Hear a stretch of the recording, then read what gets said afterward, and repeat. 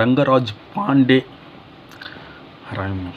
PAND அப்படின்னு சொல்லலாம், PUND அப்படியே தான் சொல்லணும்னு தோணுது. என்னென்னா, ஒரு இன்டர்வியூவில் இந்த மாதிரி பட்ஜெட் தாக்கல் பண்ணிருக்காங்க, எப்படி இருக்கு? நான் 70 மார்க் கொடுப்பேன். சரி, எத்தனை மார்க் கொடுத்துருப்போம்? இந்த மாதிரிங்க தமிழ்நாட்டுடைய பேர் கூட சொல்லலை, தமிழ்நாட்டில் இருந்து எந்த நிதியும் அப்படின்னதுக்கு 15 ஸ்டேட்டோடைய பேர் சொல்லலைங்க. ஆந்திராவுக்கு நிலையான ஒரு கேபிட்டல் இல்லை, தலைநகரம் இல்லை. பீகாரில் இது இல்லை.